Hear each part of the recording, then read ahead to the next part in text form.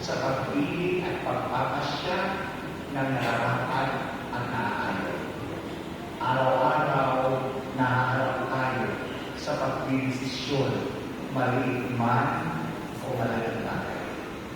Sapagkat anuman ang aking desisyon, may malaking impact na babalik sa atin. Just as the saying goes, when you make good decisions, then you can have a good life. When you make bad decisions, you have to suffer the consequence. To choose between good and bad is always a reality of life. But as Christian people, as believers, we should always choose what is good so that we can be fullness of life. Pero paano natin masasabi ito ay tama? Paano natin masasabi na yung pagpapasya ito ay nararapat na ayon? I think ang makakatulong sa akin dito ay ang pagbabalik na now. We will not just simply say yes or no, but we need to reflect over and over again.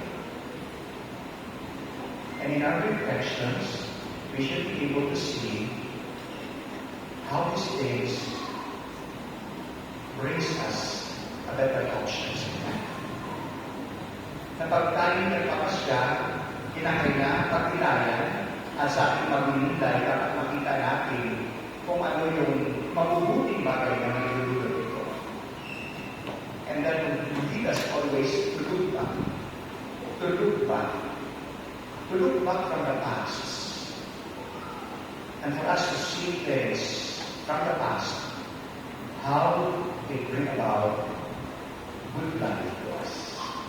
Ito ay makikita sa aklat o stress o nakabasa na siya'y naharap sa isang pagpapasya.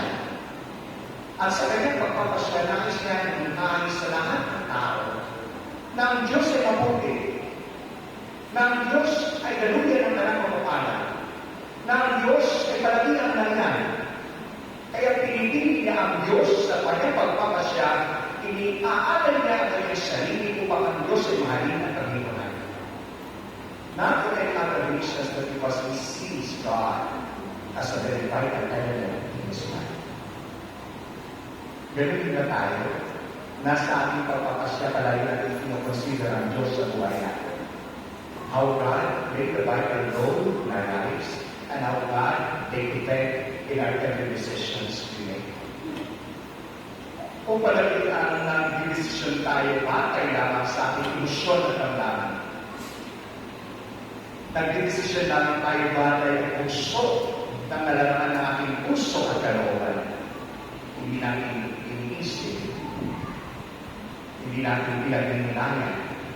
Kaya minsan, sa mga desisyon na nangas tayong umaksyon na hindi natin pinag-isipan at pinag-ilayan, minsan, nagsisisi tayo.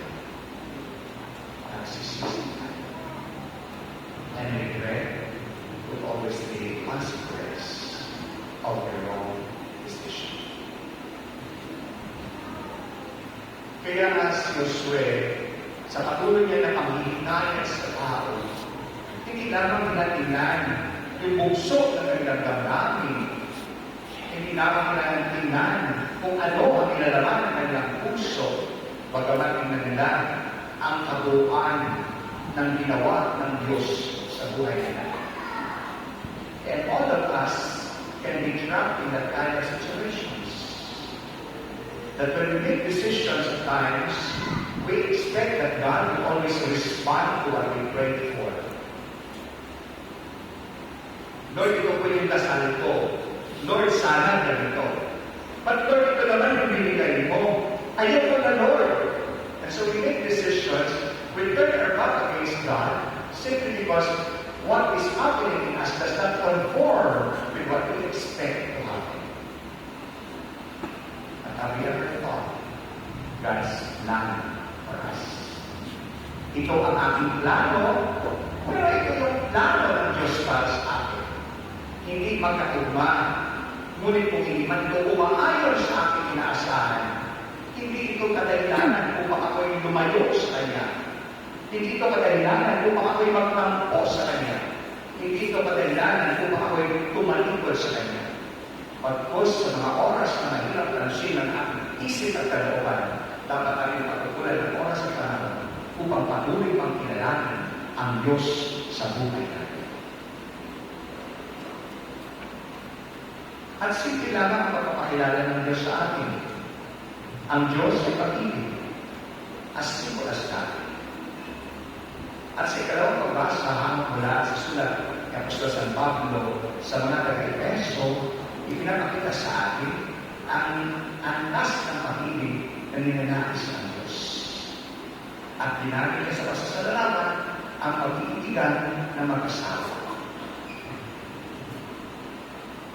Na kalimitan, there are misunderstanding about the concept of being husband and wife. Sabi nga doon sa unang pagbasa, sa ikalawang pagbasa, sa mga unang pangungos, pasakot kayo sa isa't isa. Wife should submit to their husband. Husband should also submit to their wife. Pasakot kayo sa isa't isa. Tanda ang pagkalan. Diba namin treaty lagi ito? Kasi pa sasabihin, akong lalaki, ako yung dito, ako dapat kasunod.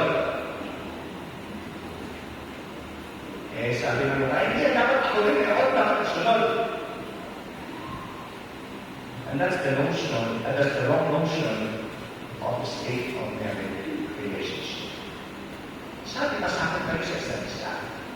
And when we say pasakot sa isa't isa, it's a give and take relationship. It's not a take and take relationship. Ako lang, ikaw, kain lang. Unfair. And that's the moment when we cry for it. Unfair. It's a give and take relationship.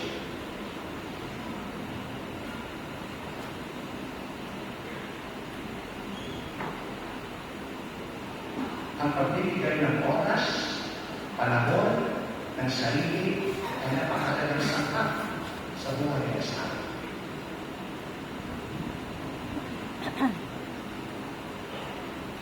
Kaya minsan dumarating sa punto ng buhay, may mga mag-asawa na sa pagod na po ako, kaya.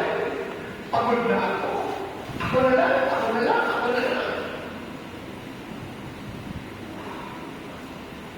And when you reach that point, complaining you're tired already, there must be something wrong. Alam mo yan. Sapagkat ang pag-ibig, hindi nakakapagod. When you complain you're tired having a person, that means that's no longer authentic and genuine love.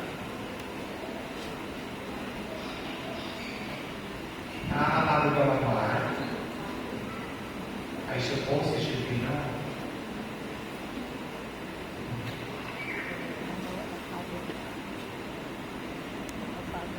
Pero yung pagmamahal ay hindi sa atin, batay sa sulat ng Apostol San Pablo sa mga Efeso, yung antas ng pagmamahal, kagaya ng binigay sa atin ng Kristo. And when we live in that limits and boundaries, when we exercise that kind of love is not tired, that love is not give up, that love is steadfast, and hold on and live. Because at the end of the day, we are all children of God. Mag-asawa kayo. But what is your common experience? You are children of God. Anak pa rin kayo ng Diyos. And that being children of God, you deserve equal right, equal respect, equal dignity.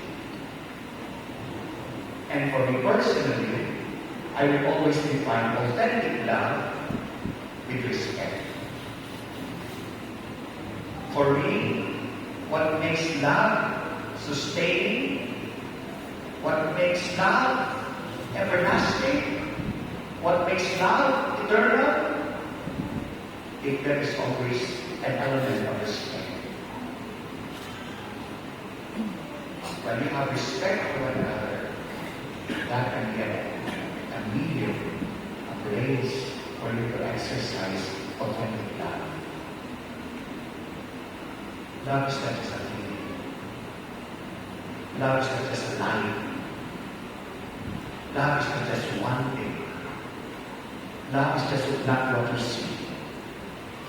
But the very profound expression of love is respect.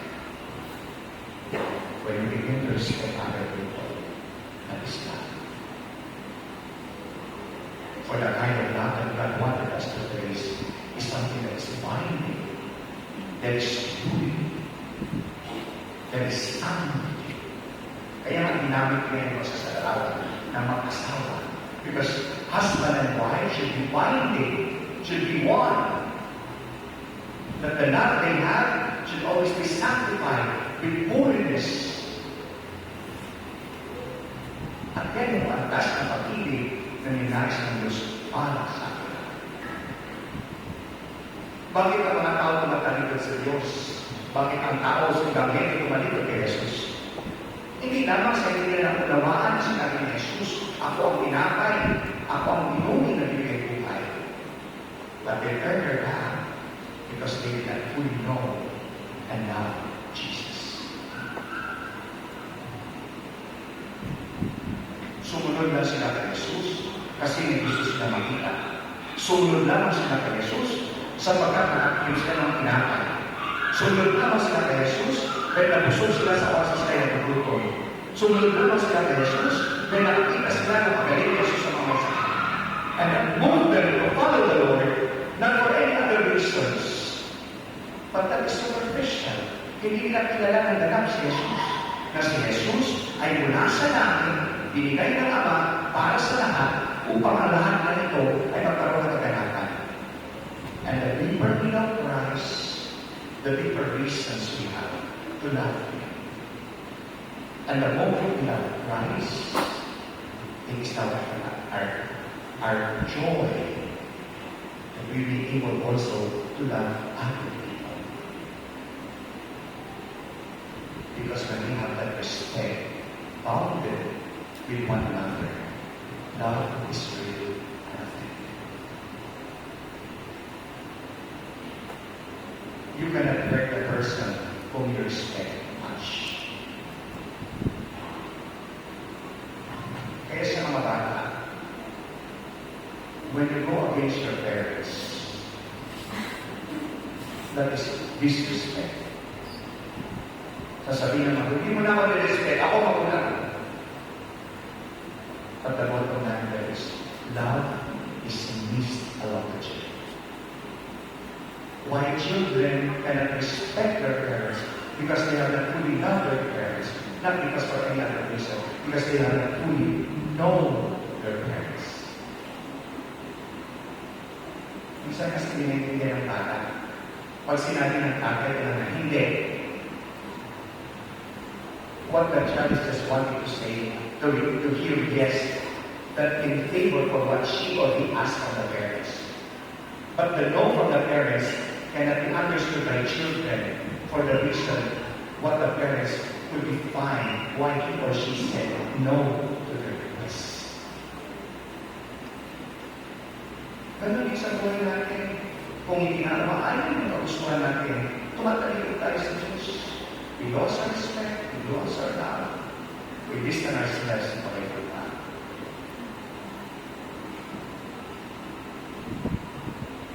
Kaya for all of us, who have been children, the greatest expression of love towards our parents is respect. The greatest expression of love toward one another is respect. Bakit kita inaway? Kasi wala kang respeto niya.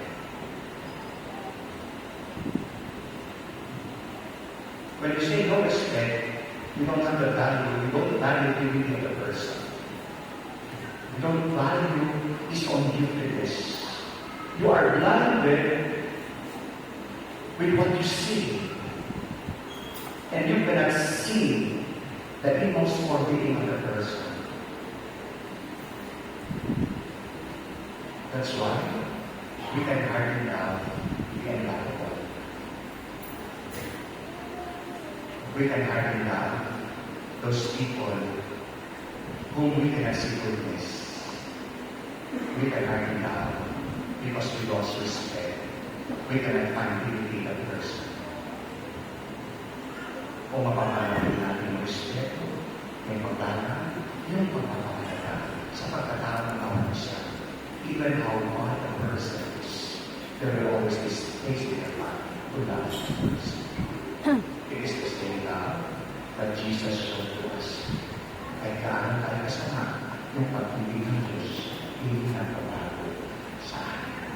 Paulit-ulit man tayo nakasama, yung kanyang pagmamahal, hindi magbabago. And it is the love that forces us to make this world perfect. May we will love, grow in love, and us to be able to find this world by living daily towards goodness. Magsitayo po.